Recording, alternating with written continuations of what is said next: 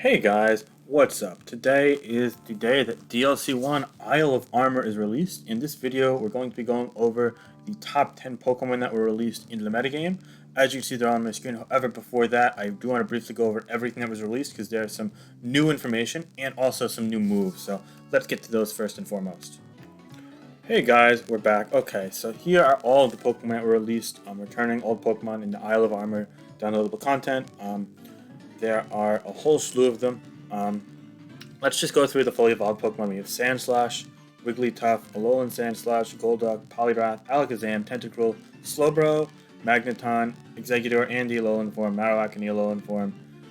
Chancy's not fully evolved, but you know, Tangela is going to be good in lower tiers, Kangaskhan, Starmie, Scyther is not fully evolved, but it's going to be viable in lower tiers, Pinsir, Tauros, and, well, Porygon, which we can see other Porygon forms later.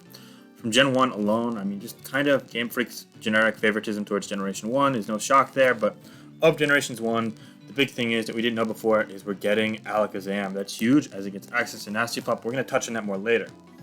In addition to that, there's also going to be some new moves that Pokemon get that we're going to show you guys in just a second. Actually, I think you could see all of them now, but yeah, we're going to get back to that in a second. So the returning Pokemon in Generation 2 are going to be Azumarill, Politoed, which can bring rain, although it's going to be awkward because it's not going to be as good as Pelipper and OU, and Drizzle's going to be banned in UU, so yeah. Slowking, which was heavily rumored but not confirmed prior to today.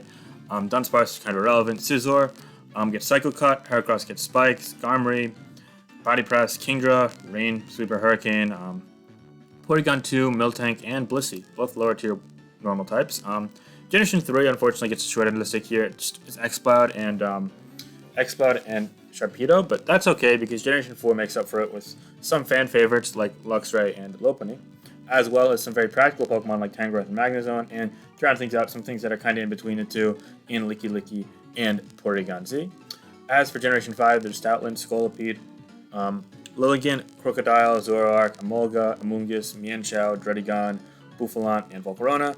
Generation 6, you see Big Bird, Talonflame, Dragology, Declaw, Clawitzer, Dedenne, and Klefki. And last but not least, Generation 7, you get the Sandcastle, how do you even say it? Crap. Palo Sand, I think? Or is it Palo Sand. I'm going to go with that. Oh my god, I'm so sorry. We get all the Lycanrocks. Comfy, which is always cool.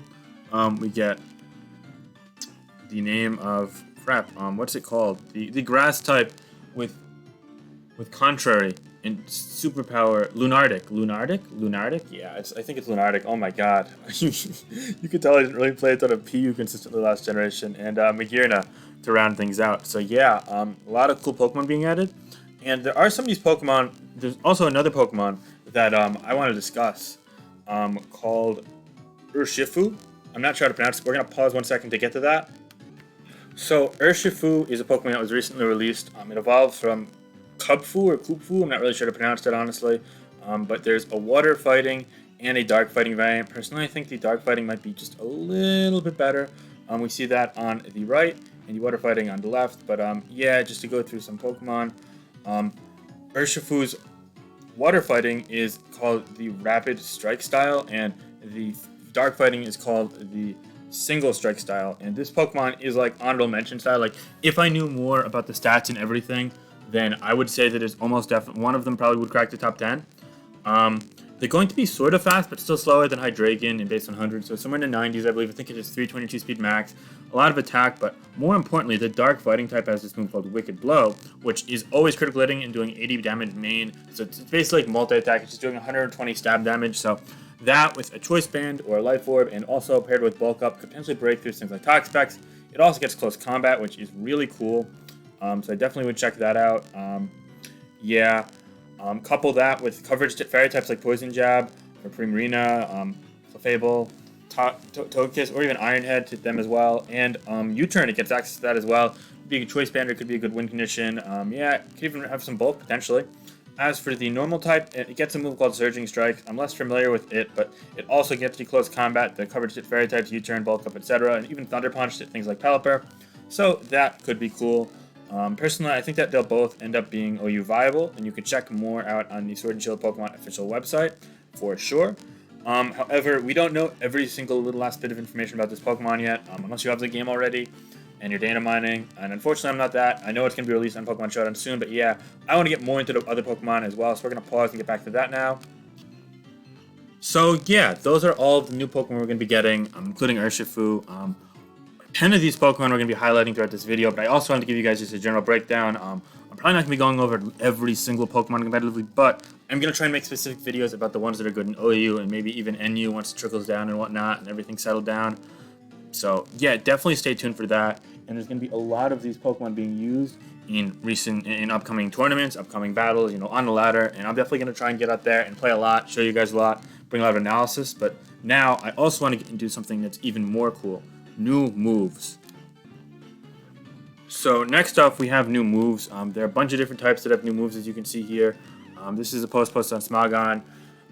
But I'm just using the image. I think the image was probably posted on Twitter or something. But yeah, basically this is official from the game. So there's a lot of moves. Let's go through them in order. Terrain Pulse. The user utilizes the power of the terrain to attack. This move's type and power changes depending on the terrain when it's used. So it's really cool. It's likely going to be stronger and, you know, specific to terrains. It might see a lot more usage once the top moves are released in the future. There are actually a lot of moves that have to do with terrains. Another one would be Expanding Force.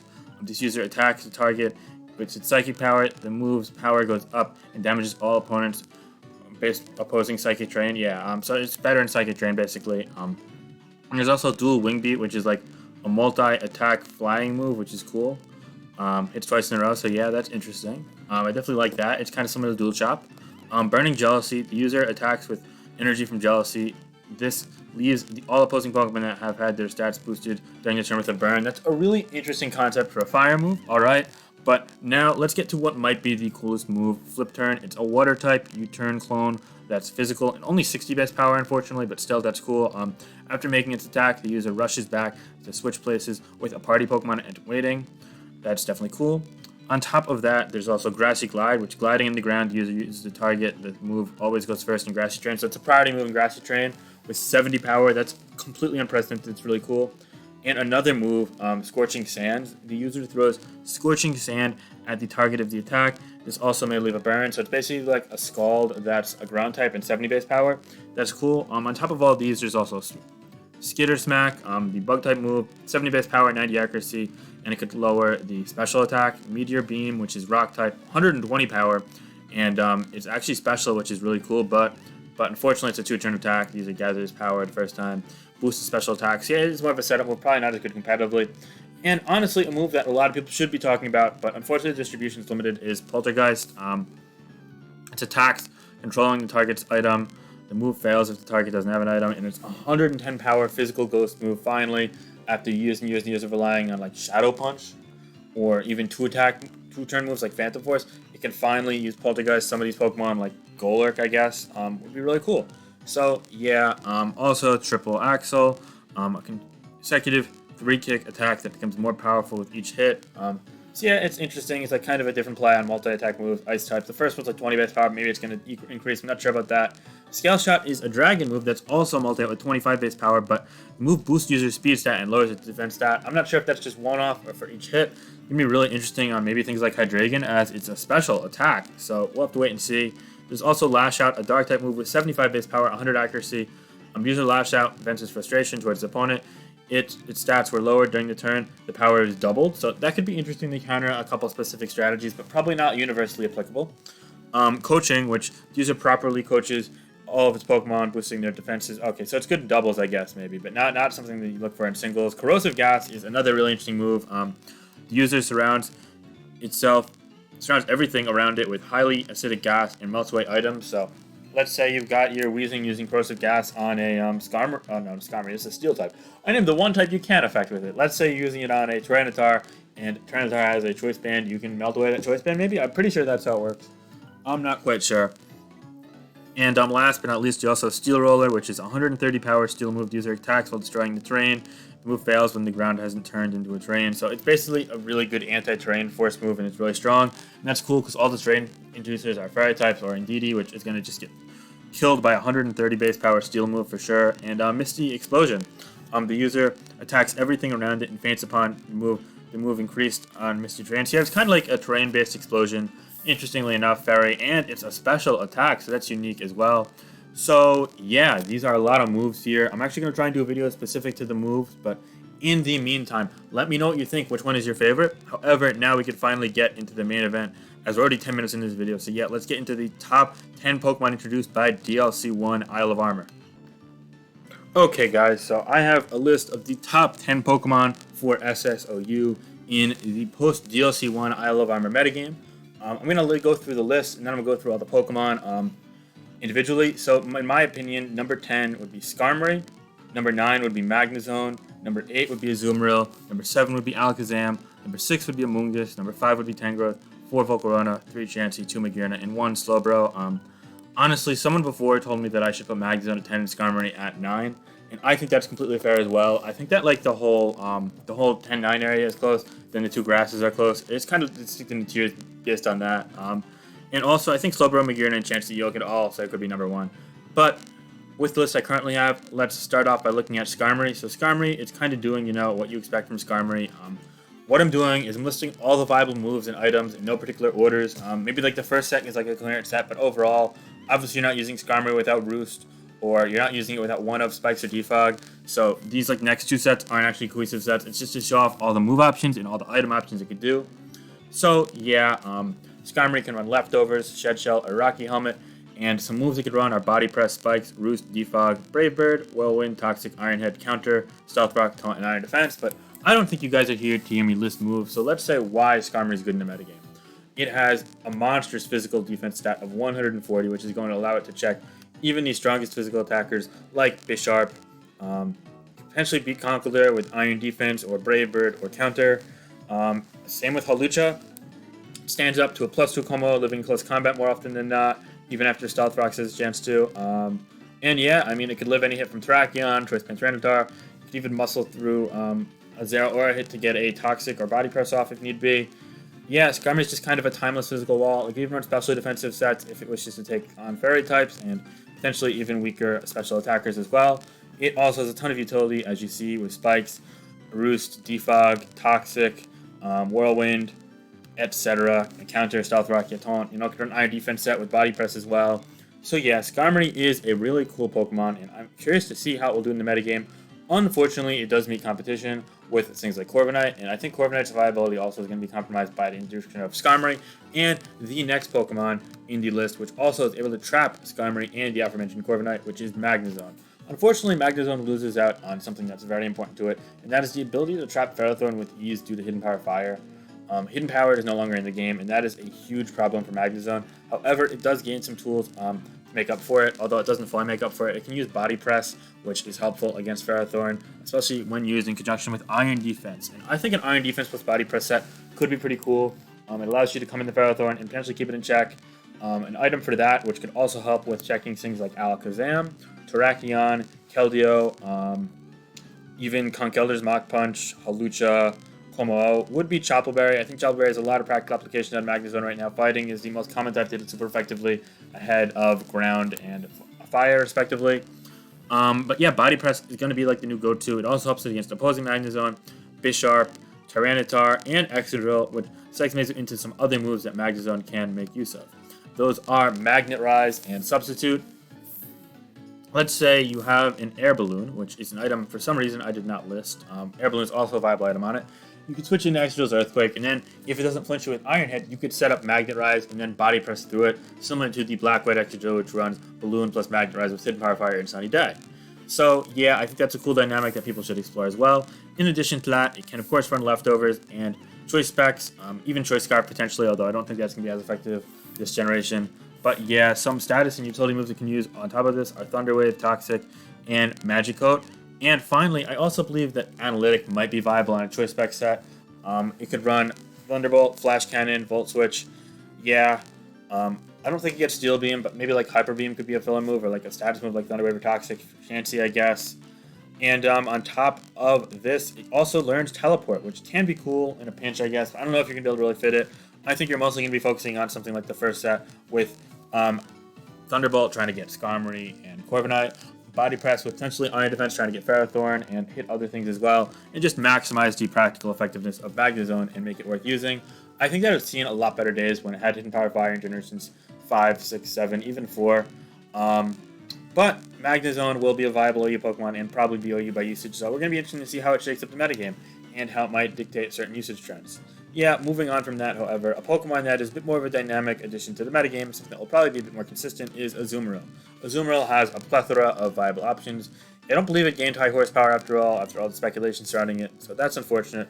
But Belly Drum sets are still going to be great in this metagame, as faster things that resist it, such as Hydreigon and Dragapult, aren't able to kill it in one shot, even from 75% all likelihood, and in addition to that, are easily chipped down, and then all of a sudden they're in +6 Alpha Jet range. So the classic Belly Drum set with Citrus Berry is going to be great, and huge power, of course. However, you can throw a Curveball and also use a Sap Sipper variant with Whirlpool plus Parasong to trap things like Chancy without Teleport, maybe even Amoonguss and Tangrowth, Skarmory without Whirlwind, Corviknight without U-Turn.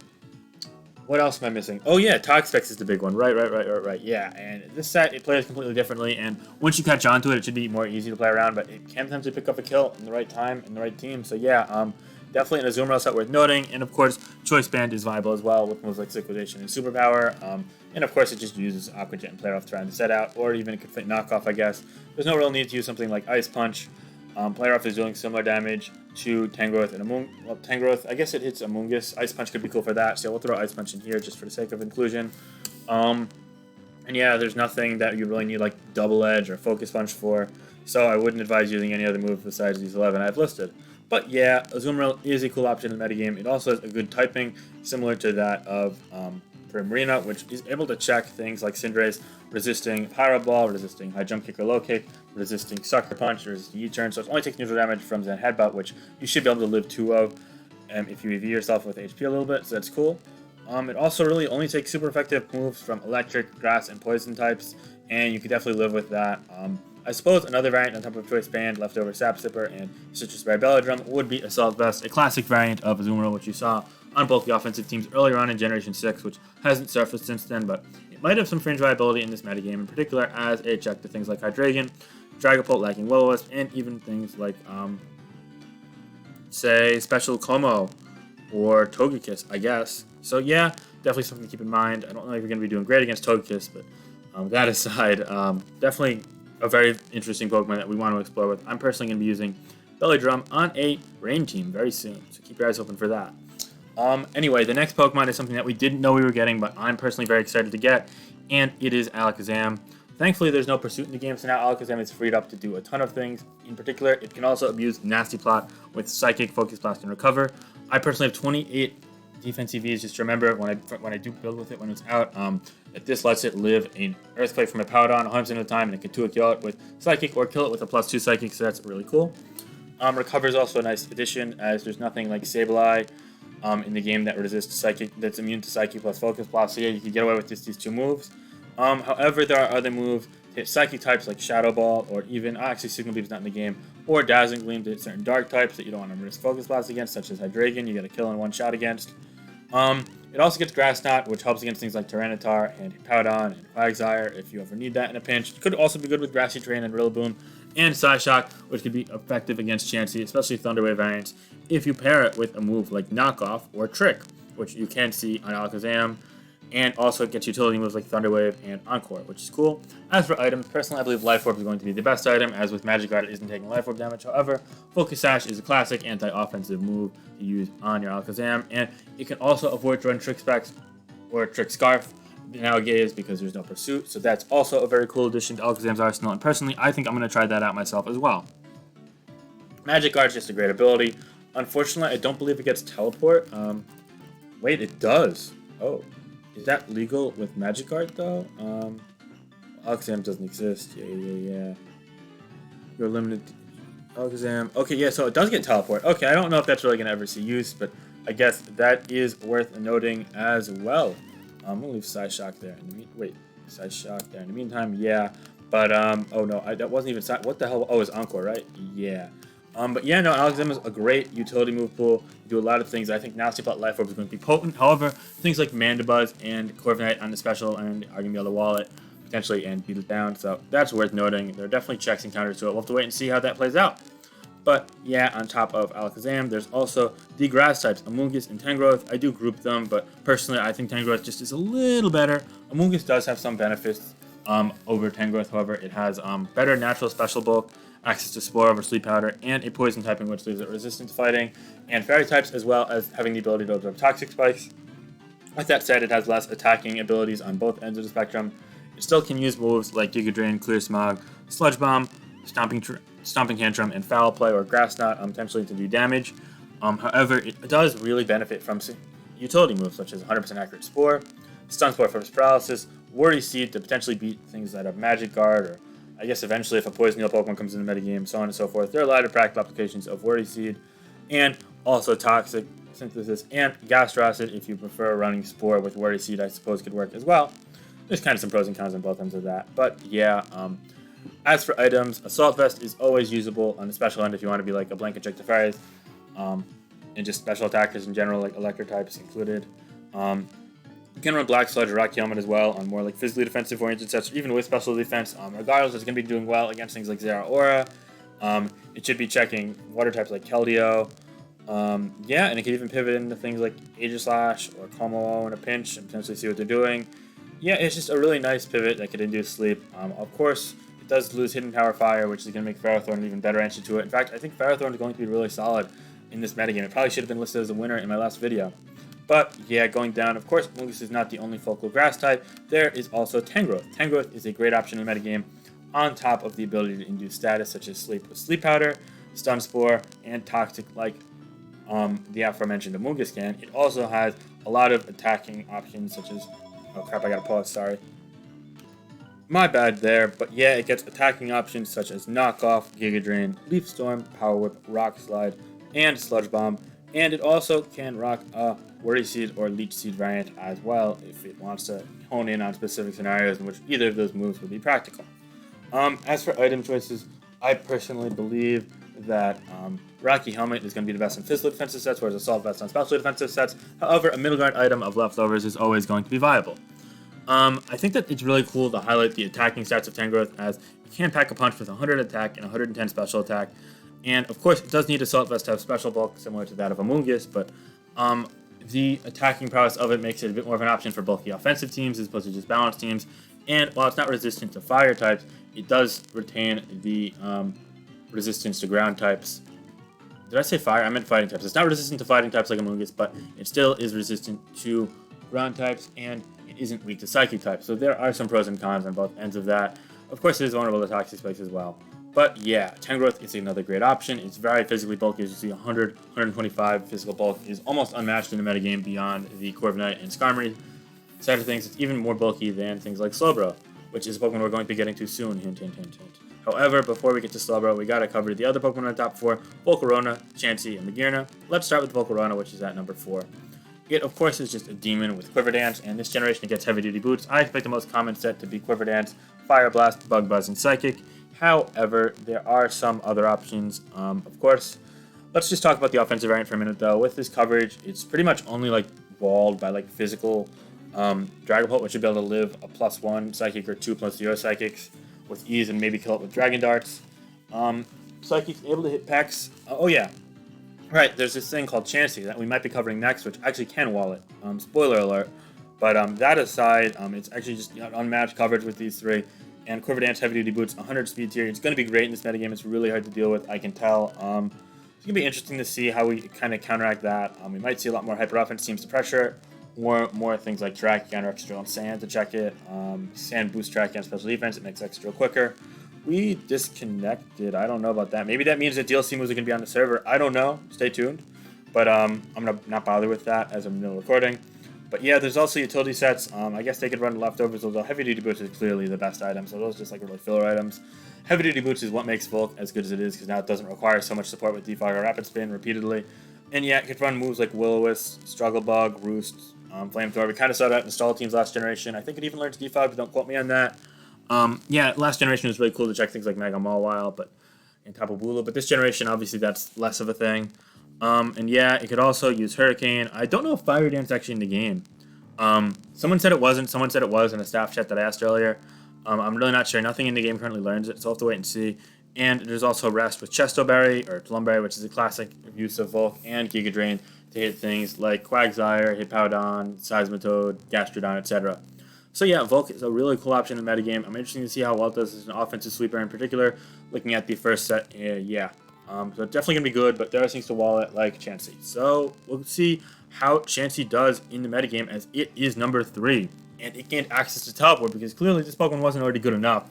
No, let's give it Teleport on top of that. Of course, though, it has its typical tricks with Seismic Toss, Soft Boiled, Toxic, Stealth Rock, even Heal Bell and Thunder Wave, you know the deal. And it's always going to be running Eviolite with like max defense plus to bolster that. And it also gets Healing Wish if you want to use it on an offensive team. Skill Swap to help with like Magic Guard Pokemon if you get a Toxic off of them. That trick is always fun. Sing for Sleep. I don't really know if it even gets that over Blissey. I'm pretty sure it does in the Team Builder. But yeah, and then Wish Protect, of course, is viable. Passing Wishes with that massive HP. I'm not sure what's legal with Teleport in terms of Wish Toss Softball. I know one is and one isn't, so I'll have to wait and see how that pans out. But personally, I see it just pretending role as a Soft Rock, Seismic Toss, Toxic, Softball user anyway. I don't see Teleport improving Chancy that much. It's just a naturally very good Pokemon as is, invalidating a lot of special attackers. So we'll focus more on that. We'll see how it develops in the metagame in the coming days and weeks. Anyway, there's still 2 more Pokemon to cover. One is a big surprise I didn't know we were getting until today, and that is Mucuna, one of my favorite Pokemon of all time. It's really great that we got it back. And without Z moves, I actually think it's going to be really balanced this generation. And a lot of people are disagreeing right off the bat. In fact, I'm sure one of the top comments of this video is going to be, "Oh no, Finch, you're telling me Magnezone in a tier? It's definitely going to be broken. Ban, please, please, please." In fact, I'm sure if you don't feel that way, one of you guys is definitely typing that comment up in the comments right now just to mock me. If you do that, then hey, I'll tip my cap to you, but I don't think that's going to be the case, and here's why. Well, it does have a plethora of coverage moves and utility moves like Calm Mind, Pan Split, Shift Gear, and it gets access to Trick, Heart Swap, all these moves. It has 5 sets listed here, with everything else has 3. Just because you can run 20 viable moves, in my eyes. It's still pretty limited. There's still things to keep in check. It can only do so much with 4 moves, and I think that's cool. A set that I think is going to be really cool is Calm Mind plus Pain Split. However, you can still Revenge Kill that with things like Cinderace, Volcarona, etc. Ground types, Excadrill, Weakness Policy could be pretty cool. With Shift Gear, you're able to live things like Earthquakes. You can maybe use it on a Strange team as well. Trick with Choice Specs or Choice Scarf is going to be pretty neat. It also can run a Calm Mind plus Draining Kiss set if you want to use 3 attacks. Or even with Stored Power, if you're not scared of his Talk Specs. You have Thunder Wave, Confide, Heart Swap, Shuka Berry, Yappa Berry. It can just do everything. I'm not going to go through all the items, all the moves. It can quite literally do anything, but the issue is that it's only limited to 4 moves in an item slot, which does limit it. But with the Steel Fairy typing, amazing base stats aside from speed, as you see here. 115 defenses with 80 HP and 130 special attack. It's going to be great. It's probably going to be top tier. It's just a matter of if it's going to be broken or not. Right now, I say I don't think so. There's still a lot of things to keep in check, such as the aforementioned Chancy, Volcarona, Amoonguss with Spore, Stomping Tantrum, Toxic Specs potentially, special defensive Powdon potentially without Z moves. But we'll have to wait and see what can check it, what can't check it, what it tends to use, etc. It's definitely going to be good. It's just a matter of how good. But a Pokemon that I'm positive will be very good, one of the best bulky waters in the tier, is going to be Slowbro. I personally have it number 1. I think Mucuna also is the case for number 1, but I think that the best set's going to be a Teleport set with Scald and Heavy Duty Boots and Slack Off. The last move could be Thunder Wave, could be Psychic, or even Psy Shock, as I don't have listed Psy Shock here, I have Psychic here, listed under a Nasty Plot set, which also could be a good surprise breaker. Nasty Plot, Scald, Psychic, you can run Ice Beam or Flamethrower. Slack Off, of course, can be there. And if you don't want to run Boots, you can run Leftovers as well. And last but not least, you could also run classic Calm Mind sets. It now gains Stored Power, and of course can use items like Rocky Helmet. And there are other utility moves like Toxic and Grass Knot. So that's great. But that's a wrap on Slowbro. You already know what it does, mostly. Lots of things added to the metagame that are really cool. Let me know what your favorite of these 10 Pokemon are. Let me know what your favorite of the other Pokemon are. Let me know your thoughts on Urshifu in the comments. Just anything DLC related in the comments. And if you enjoy this content, be sure to like, comment, and subscribe. Alright guys, I've talked my mouth off. I've talked everyone's ears off. I don't want to say my mouth off for enough. We're hitting the half-hour mark in a moment, so I'm going to leave this video here. But thanks so much for watching and the support. Have a great day, guys. More DLC stuff coming soon. Peace.